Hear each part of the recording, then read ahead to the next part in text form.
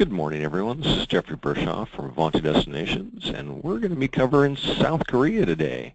Wonderful destination, new for us in 2017. There's been a lot of interest. It's been really fantastic getting your clients to Korea, and we've even gotten reports back already that the people are having wonderful experiences there. We've got Sung Kim from the Korea Tourism Organization New York office with us today. And she's going to give you all the highlights and all the must-sees and must-dos for your clients traveling to Korea in the coming year, or 2 or 3. And also all the wonderful things that are coming up here in the next few years. I'm not going to spoil everything, but quickly, for those of you who aren't familiar or not that familiar with Avanti and our Asia program, this is a wonderful cover for our 2017-2018 brochure. You can order those online at avantidestinations.com under the Agent Resources. There's a little tab that says Order Brochures, Download Flyers. It's a text link. You just click on that, and there's a nice big button, the green button that says Order Brochures. So we've added 7 new destinations, one of them being Korea. And so, you know, we're offering everything now, and you'll see up there in the left-hand corner is Dubai, and it's really a lot more so for your East Coast clients. They can use Dubai as a stopover going to more typically to Southeast Asia, but as you know, Emirates flies all over the place. But we're going to be focused on South Korea right here today, and you will talk a little bit about how you can use it as a stopover as well. We are your one-stop travel source, an FIT tour operator. We offer the air in South Korea, rail as well, accommodations, private tours and sightseeing, and pre and post cruise packages, travel protection, and you can even add a TA fee up to 15%, just in case you didn't know that. So airlines, these are the major airlines that we're utilizing. We have contracts with. These are the tour operator fares. As you can see, you can do stopovers. So just something to think about for your clients traveling to Asia with you in Avanti. You can also earn 10% commission on the base fare. So if you've got business class, you can start to see that you're going to get a pretty good commission. It is the base fare. It's not the service fees and taxes. I talked a little bit about pre and post cruise, but as you can see, we've got a lot of options. Same for Europe and Central and South America. These are not all the main ports. So we do shore excursions as well as pre and post cruise, hotel options. So just something to think about. And yes, you can just do tours and transfers with us. It doesn't have to include accommodations. So with that, I'm going to hand it over to Sung Kim, and she's going to tell you all about all the great things your clients can do in Korea. Sung Kim, it's all yours. Hi, Jeff. Thank you. Just a little technical difficulty on my screen. It's displaying the last page of the presentation. I know it was working fine just before, but... Okay, well, that's a challenge. Well, I can't really talk too much about this then. So let me just see what I can do here. Okay, good.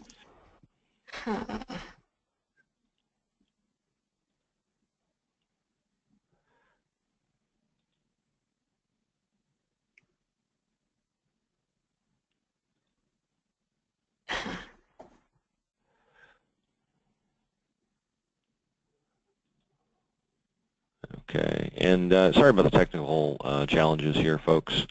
We'll try to take care of this in just a second. Oops, Kim, can you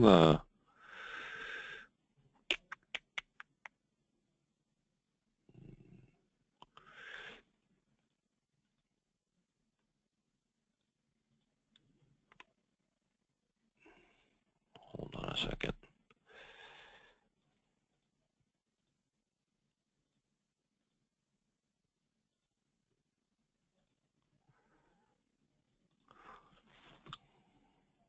Okay. Um,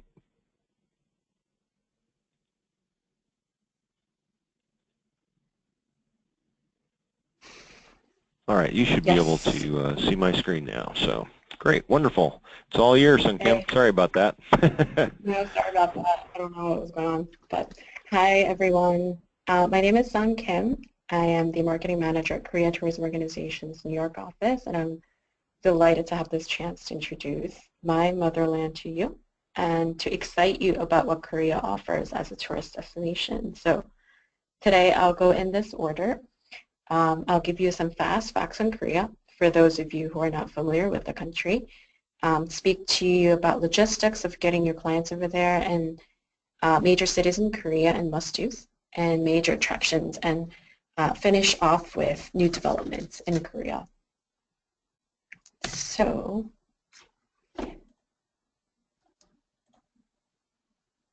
what is going on? Hold on. Okay, good. Fast facts. Korea has 5,000 years of continuous history and culture. It's very unique, unique from China and Japan. And we are the most connected country in the world right now. It has 100% internet penetration rate, with all of Seoul's public space to offer free Wi-Fi by 2018. And we have estimated to receive 17 million visitors in 2016. And the growth percentage that you're seeing on the screen, the 31% growth for 2015, is a crazy number, I know. It's because in 2015, due to the MERS outbreak in the summer of 2015, we had a tiny little dip, and that now has seen a complete rebound and some more. For the American market, we saw a 6.6% increase, and even taking the MERS out of the picture, we saw an 11% increase. So for Korea, number one market is China with 8 million visitors. Number two is Japan with 2.3 million visitors, and our biggest third market is America. And for 2016, for 2017 this year, we expect to have close to 1 million visitors, and we'll definitely hit that mark in 2018. Just for a quick fact, in 2015, Japan also received 1 million American visitors, so we are right there, right behind them. So fast facts continued. We are right between China and Japan. From Seoul, it's only a 2-hour flight to Beijing and 2-hour flight to Tokyo. The entire country is about the size of England. It's actually, let's see. So South Korea is essentially an island, because to the north we have North Korea, and the rest of the country is surrounded by water, so it's sort of like an island. Population is about 50 million, and people freely practice Christianity, Buddhism, and other religions, really. And unlike China and Japan, Christian faith has been really well received about 100 years ago, and about 40% of Koreans are Christians, just for fun. And just the key facts, weather and climate. So we have 4 distinct seasons with short monsoon in summer. Biggest holiday is the Lunar New Year holiday. Korean Thanksgiving, when everyone shuts down. That's actually like 3-4 days in September. And most importantly, no visa is required for U.S. citizens for up to 90 days.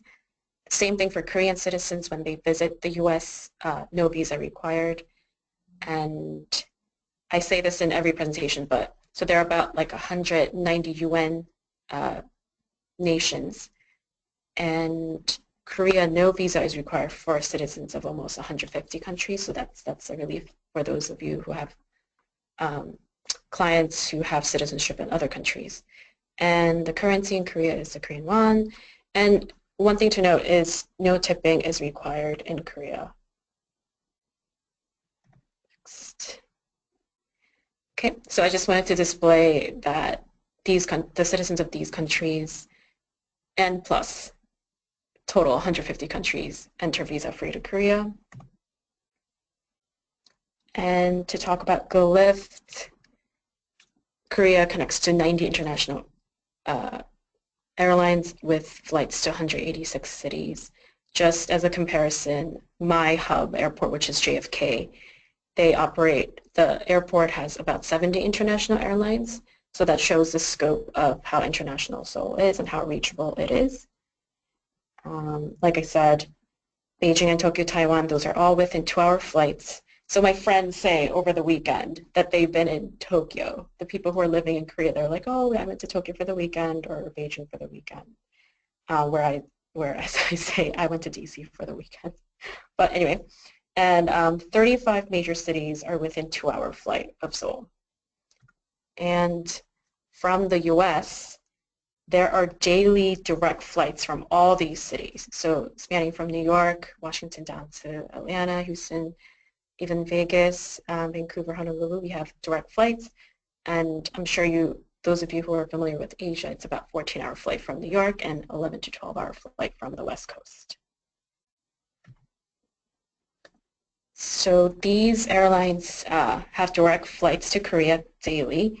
And most recently, we have been working with Air Canada, who opened up their flights from US to Vancouver and Toronto, and from Toronto to Vancouver to Korea.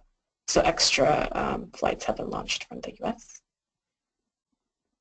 So your clients will fly directly into Incheon International Airport. It has been the winner of the Airport Service Quality Awards for 10 years in a row. And just for fun facts, so the reason why it's been the winner for so long is that arrival takes 12 minutes. So going through customs takes only 12 minutes. Finding your luggage and all that, average takes 12 minutes. So the world average is about 45 minutes. And departure takes about 20 minutes, where the world average is about 60 minutes. The entire airport is free Wi-Fi, has golf ranges nearby, ice skating, gardens, movie theaters, and another fun fact, duty-free sales revenue in 2015 was #1 in the world. It actually beat out Dubai Airport. It's crazy. And the new promotion that we've had this forever, but it's just not really promoted in the US, is we have free guided transit tours spanning from an hour to up to 5 hours. And the options are right nearby in the Incheon city, or there's like 4 or 5 options to go into Seoul. So if your client if you have booked your client in any other country in Asia, and if they have a layover at the Incheon airport, they can take advantage of this. So they take you from the airport, give you a guided tour of the Seoul, and they bring you back on time for your flight. So there are all these departures, as you see on the screen. And then there are convenient lockers where they can just lock their luggage up for, like $5. It's less than that. So you can check it out online at www.airport.or.kr, and signing up is very easy. So consider this when your client is booking Asia next time. So I just wanted to give you, show you this map of Korea. So to the north, there's North Korea, and 3 sides are all sea, and the major cities are Seoul, obviously. From the Incheon airport to Seoul, it's about an hour drive, and there are trains connecting every 5 minutes to downtown Seoul from Incheon airport. Very clean, convenient, cheap.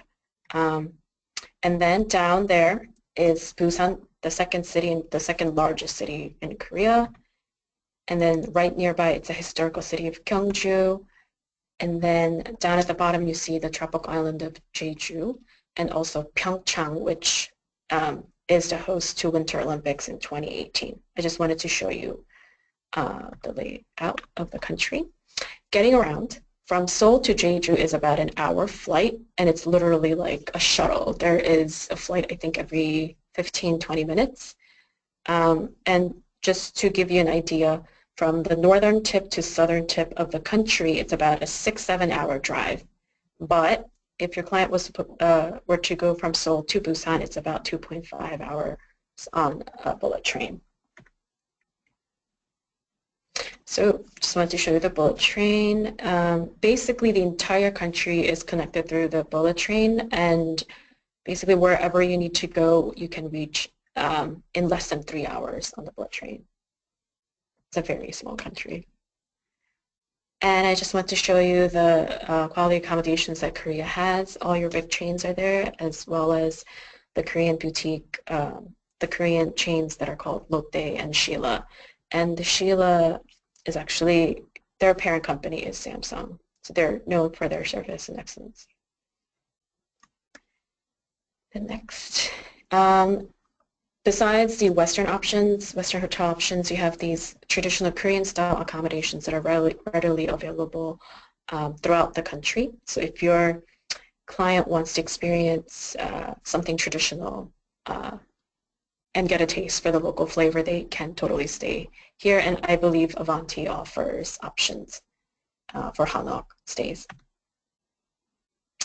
And I just wanted to give you now introductions to cities and major attractions in Korea. So if you didn't know, a little plug here, Nat Geo, Best Trips in 2017, they named it Seoul among the 21 other places, yes. But it's a must place to visit. So a little quote that I took from there is your attachment to iPhones, Game of Thrones, and Taylor Swift is, I'm sad to say, a little parochial, a little old. The world has moved on. You too can be cool. All you need to do is turn your gaze to Seoul. It is a really cool city. So first of all, let's see. So so Seoul is home to 10 million people. It's safe, super walkable city with convenient subways connecting to every corner. Subways are easy to navigate, and they actually make announcements in English, Korean, Chinese, and Japanese. Seoul is home to 6 royal palaces, and they are the size of football fields, and they're within Seoul, literally nestled in the city. They're royal tombs, beautiful traditional neighborhoods that are 600 years old, and one of the royal palaces, they offer these changing of royal guard ceremonies, and one of these royal palaces actually have moonlight tours at night, which is absolutely stunning and beautiful. So old and new, and I know a lot of Asian countries say this, but literally in Seoul there is this area where a 1,200-year-old Buddhist temple sits right across the street from the state-of-the-art modern convention center with an indoor underground mall with like 400 or 500 stores, restaurants, everything you can imagine. And Avanti actually offers a temple stay at this temple in Seoul, so you can experience the Buddhist temple's culture without leaving Seoul. And this is Bukchon Hanok Village, which is it's a village where the nobles and commoners used to live when we had kings and queens back, 600 years ago. It's within Seoul, and it's really pretty. These alleys are dotted with these traditional houses that are 600 years old, and they're preserved. There are little cafes, very, very strict in opening up the cafes, but there are, 1 or 2 on the street where you can have coffee and look at these traditional houses. Very beautiful. And for those of you who love Korean food, Korean barbecue, bibimbap, kimchi, Korea is foodie's paradise. There's myriad of options from Korean food to like international food, Asian food, and cost is significantly cheaper than the US. And what do you know, Shake Shack just opened in Seoul last year. So if you want Shake Shack, you can get it in Seoul. And if your client goes all the way to Korea, they have to go visit the DMZ. It's a little sad history of Korea, but we're still the divided country. It's eerie, scary, but you're witnessing a history in real time, coming face to face with North Koreans on the other side. The tour actually takes about half a day to an entire day, depending on what you choose to do. The entire day one actually takes you to the border and also to inside the tunnels that North Koreans shoveled near the border. It's very eerie. really speed through. And I mentioned the temple stay. It could be like a half day, or you can actually sleep over at the temple and wake up at like 4 a.m. with the monks. It's an experience. You can do meditations. You can taste temple food, which is all vegan. If you choose to stay overnight, that's another experience too. But there are also like 1 or 2 hour programs available where you can talk to the monks and have meditations and tea ceremonies and things like that. And Seoul is really a shopper's paradise. Some areas in Seoul for shopping are open 24/7. So real shopping like literally begins at 10 p.m. You can shop until 2 or 3 a.m. It's very safe. There's things you can buy for like USBs, ginseng teas, traditional souvenirs, open air markets or like high-end stores. All that is available. And I don't know if you guys are familiar with it, but K-pop, the Korean pop culture has taken over Asia, including K-pop, K-dramas, the movies, and lastly, something that's really dear to my heart, Korean beauty products have been invading the US. I'm not sure if you knew. Nordstrom just launched their K-beauty online website, and also in stores you can buy Korean beauty products, right? And they're now available at Target, Urban Outfitters. Of course, it's a big beauty trend, and every beauty magazine's talking about it, and your clients can actually experience it in person in Korea. Let's see. And then I wanted to move next to Busan. Busan is Korea's second largest city. It's dear to my heart again because I was born there. It's a huge city by the sea. It has pristine beaches, seafood markets, and it's a vacation destination for Korean as well. And as you can see in your Times, this year named Busan as an underrated second city. And also Condé Nast called it the most underrated Asian cities. Among the 5 are Busan, Chiang Mai, Chengdu, Jakarta, and Phnom Penh. So it has a real like Miami, LA sort of feel with beaches, high-rises, lots of rich people living by the sea. And I just wanted to quickly go through images and what you can do in Busan. So Avanti has excursions to here too also. Haedong Yeonggungsan Temple, it's a Buddhist temple by the sea. It's absolutely stunning.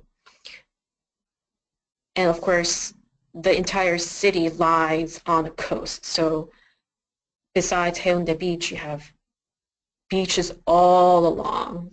And in the summer, you can't even get your spot of sand because it's so crowded. Let's see.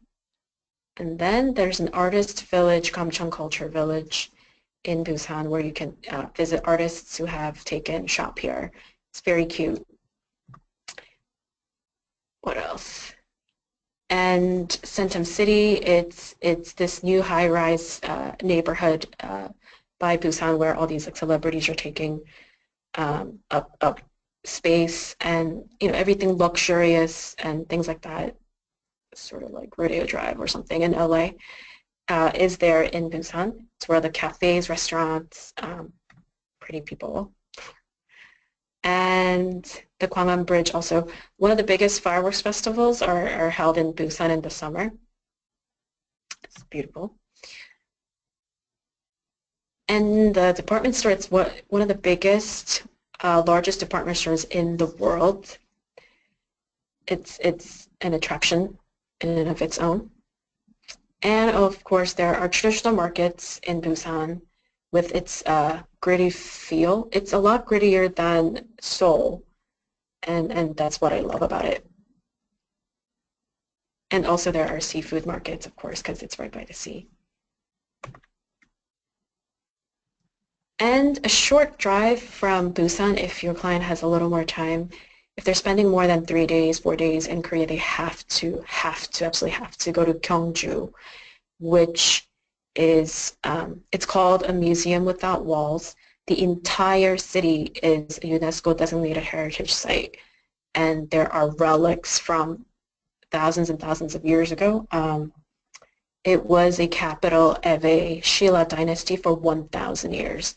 It's the city where Buddhist culture was received first. So there are amazing relics there.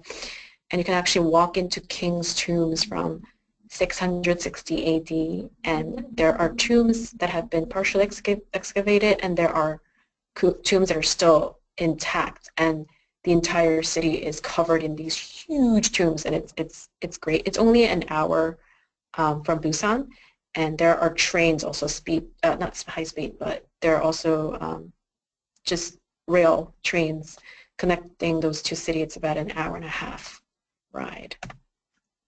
And last but not least, Korea has a tropical island that no one knows about. Maybe some of you have heard it. It's Jeju Island. It's the Hawaii of Korea. It's dormant volcanic island. It looks very similar to Hawaii. And it's very popular even for Koreans. And being isolated from the mainland for so long, it has like this very unique, interesting, mystical culture. And lately, it's been so popular to Chinese tourists and also Japanese tourists. Just for a fact, Chinese tourists need to obtain visa to enter Korea, but to Jeju Island they can enter visa free. So there are flights connecting Jeju to over 20 Chinese cities, direct flights, and also to Japan, to Hong Kong, to Manila, Taipei, Bangkok. So they can fly direct here, so it's very convenient.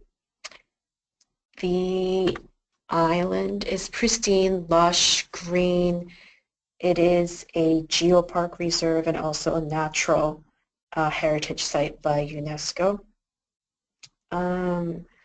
There's hiking available, trekking, water skiing, sailing, cruising, scuba diving, all kinds of water sports is available.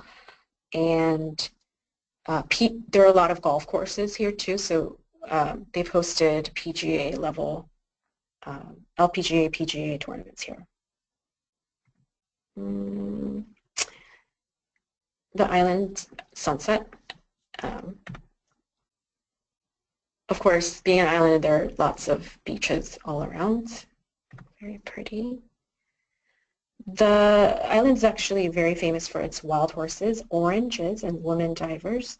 So these women on the screen, they're divers for all their lives who dive without any oxygen apparatus to catch oysters and clams and sell them to make a living. So it's a dying custom. And the women divers that are surviving right now are in their like 70s and 80s, but there's a movement to revive this, and you would, when you're in Jeju Island, you would be able to see these women diving. It's amazing.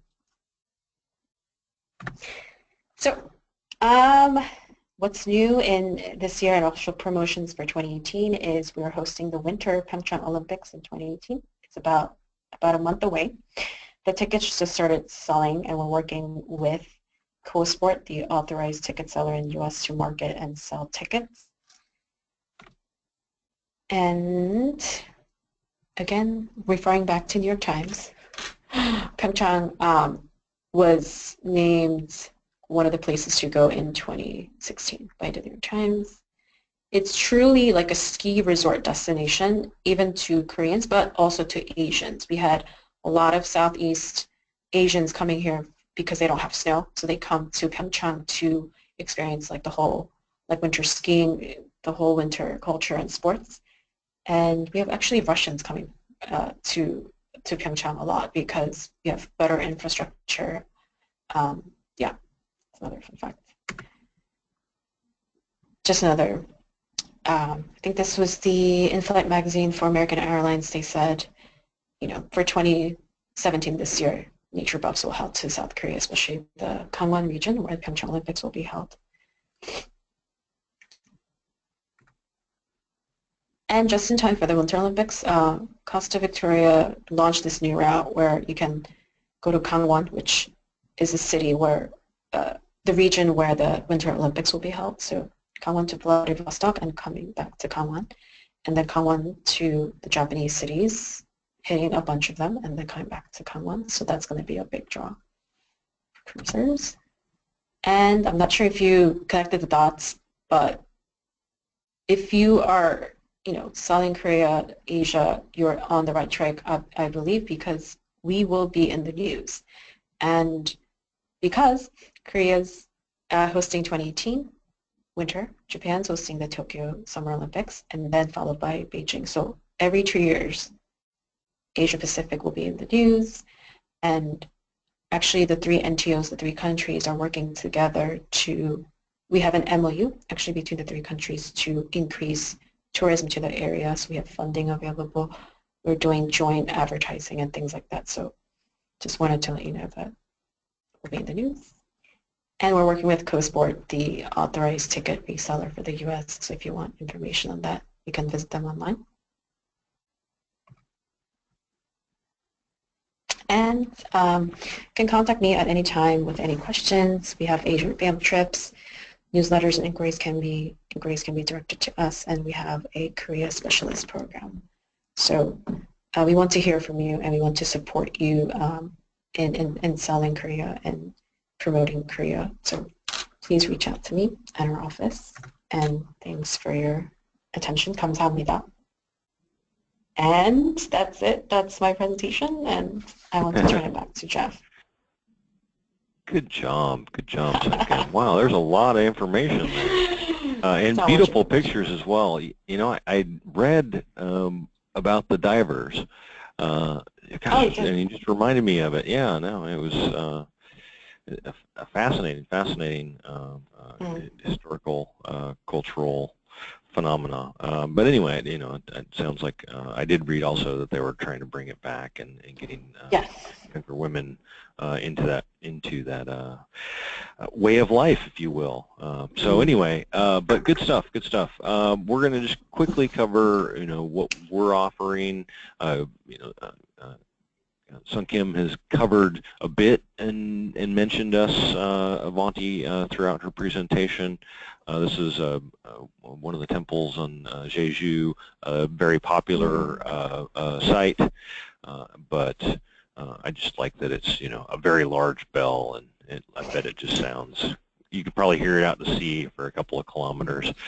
So quickly, you've seen a couple of maps. This is from our brochure. If you have our brochure around, on page 18 is where South Korea starts. And these are the three major areas that we're covering. There's, we're going to stay out of the Olympics, but anytime before or after, we can certainly take care of your clients. But I think the big thing here is we're going to start off in Seoul and then going to cover Busan and Jeju. Just kind of looking at, you've already seen the destinations, but kind of looking at what Avanti offers. So, I think that these wonderful images kind of capture the beauty of South Korea and some of its major cities. And just a sampling of some of the properties that we're offering throughout Korea. I think that, as you can see, there's a variety here. Some of these larger, when you get down into Jeju, you're talking more about resort-style properties. Seoul tend to, we've got a couple of different things going on there. I think one of the properties that I always like to talk about is the Moon Guest House. This is a 3-star boutique property. It's only got 6 rooms.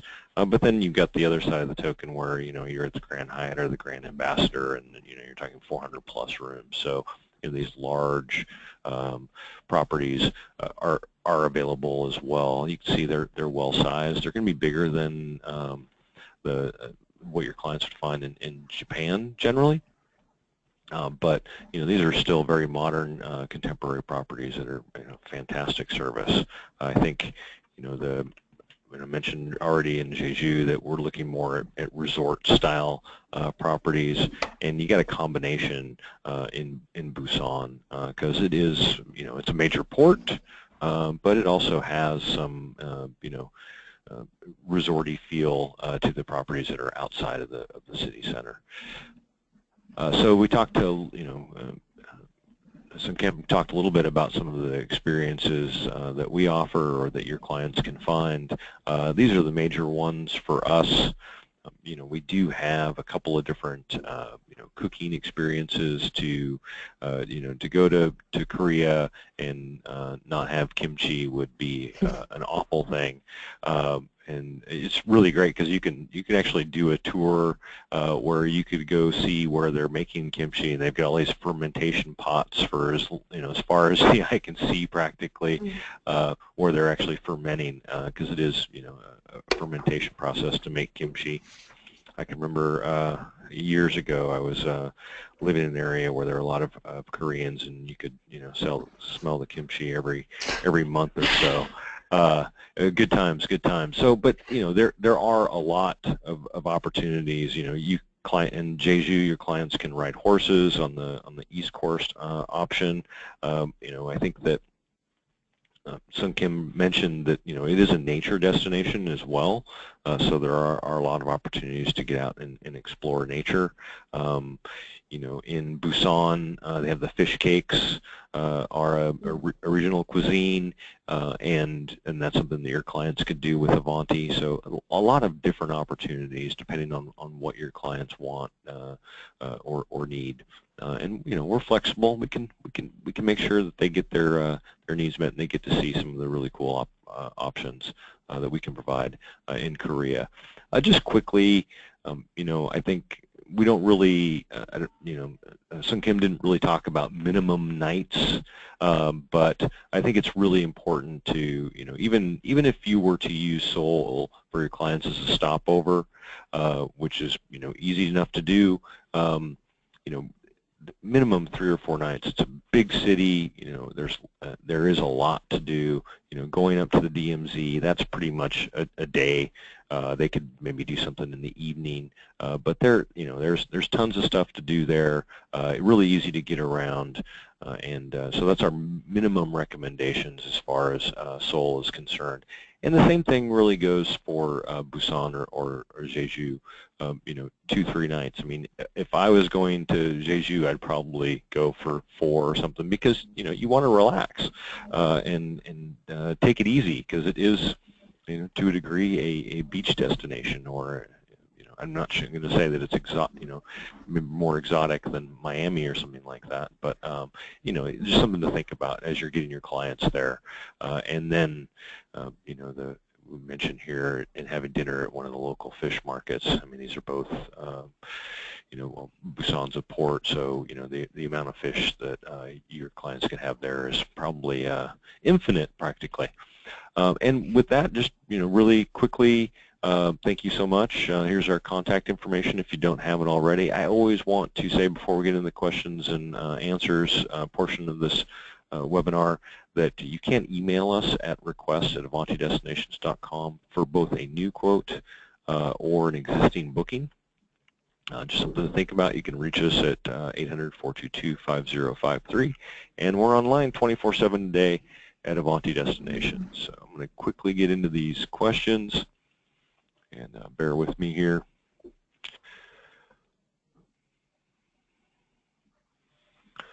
All right.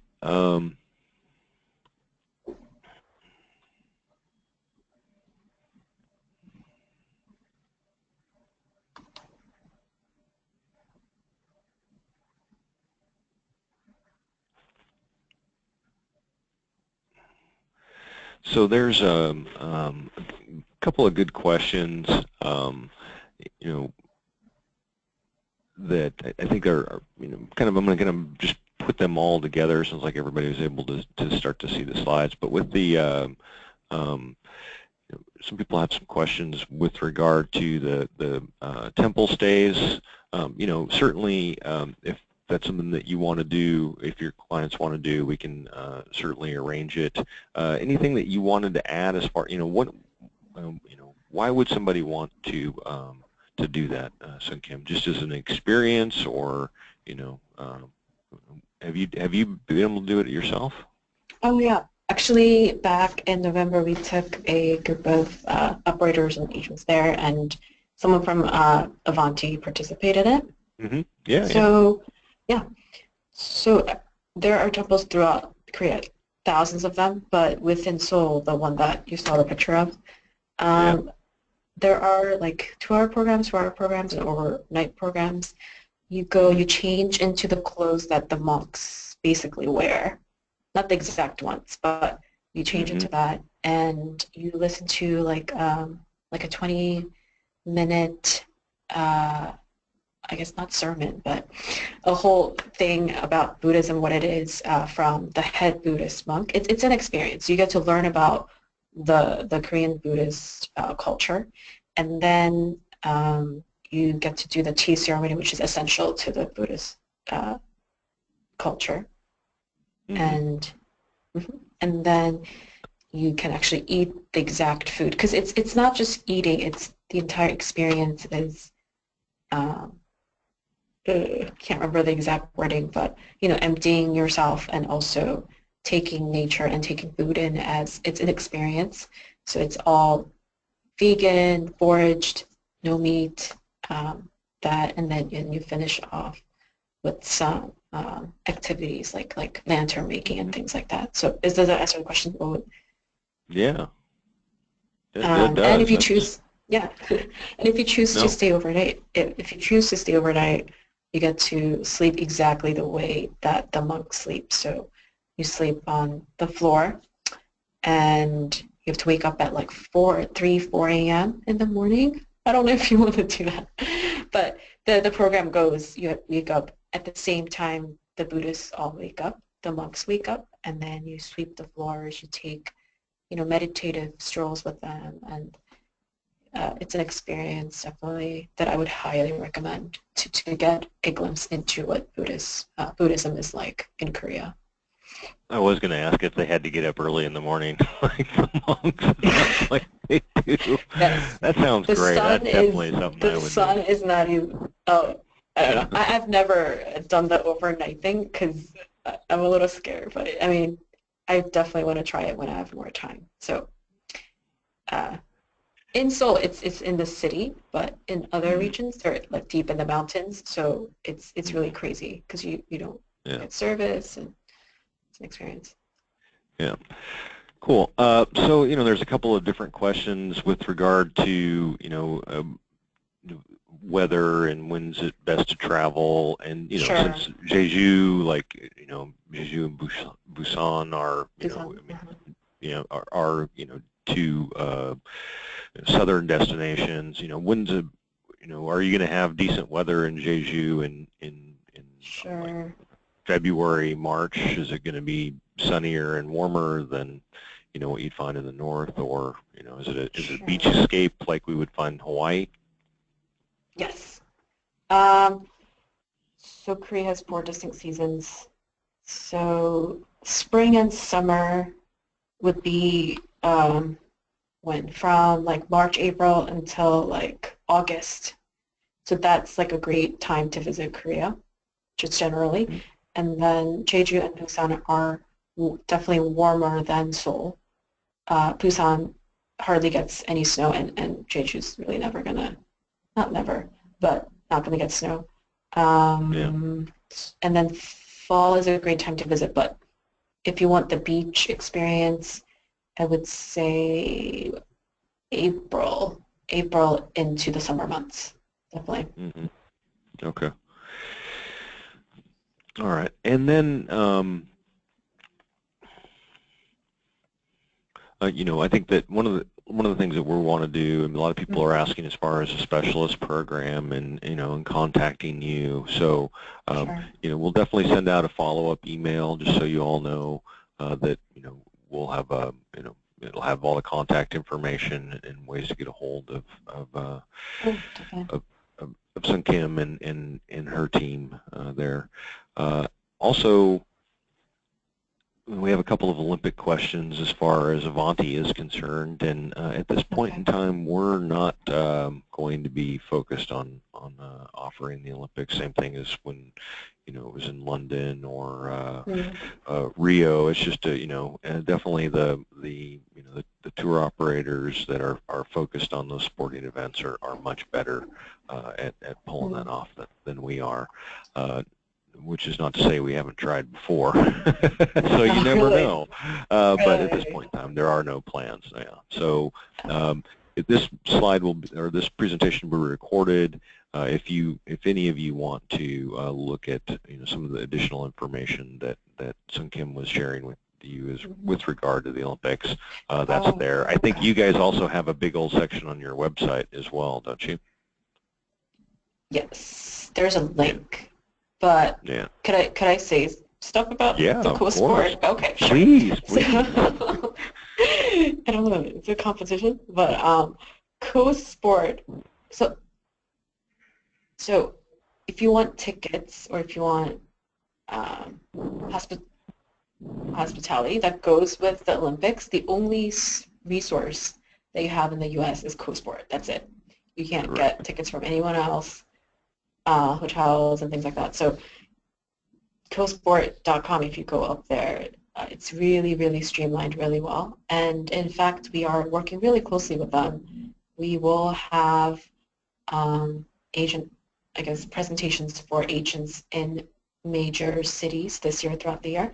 So we have one planned in April in New York, and then we have a bunch of other cities lined up but have not been confirmed. But get in touch with me, and we would love to have you at the presentation because CoSport and KT Korea, we will co-present our case, the Olympics, explain what it is, and it'll be probably like a luncheon or dinner event. So we'll keep you posted or get in touch with us.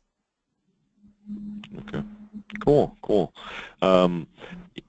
There's a couple of good, interesting questions with regard to getting clients from Seoul to the port, and we certainly Avanti can arrange transfers in that regard, private to transfers. Was it the the near the Winter Olympics site? Yep. Okay. And then also, what's the major port that services Seoul for the big cruise ships? Incheon. Incheon. Yeah. Incheon. Or yeah. even Thank Busan. You. Yep. So we can make those arrangements as well. And I can't see anything else here. If anybody has any additional questions, please feel free to ask, and Mia Park, she's a plethora of great information, so I just want to give her a quick shout out and also mention that, just to clarify, it sounds like some people might have said that I said that Jeju was like Hawaii, and it is it's not that far south, so you're not going to have that climate all year round. Just be aware of that. It is a beach resort, but in the resort area, but it's not going to be a tropical paradise that Hawaii is. So, but in the same token, it's a beautiful area, and I'm certainly looking forward to going there myself the next opportunity I get. Anyway, so. With that, I think we've covered just about everything. We will follow up with contact information for Sung Kim and her team, so no worries there. And this will be recorded, and the follow-up email probably go out on Friday.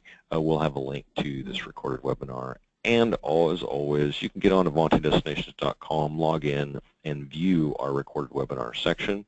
You can also find us on YouTube, and all of our recent recorded webinars are there as well. So thanks a bunch, everybody. Any last words, Sung Kim? No, I mean, thank you for the opportunity, and it was great introducing Korea to you. Yeah, you did a great job. Please contact us. Please do. All right, thanks everyone. Hope you had a good time, and we'll see you next time around. Thanks so much. All right, thank you.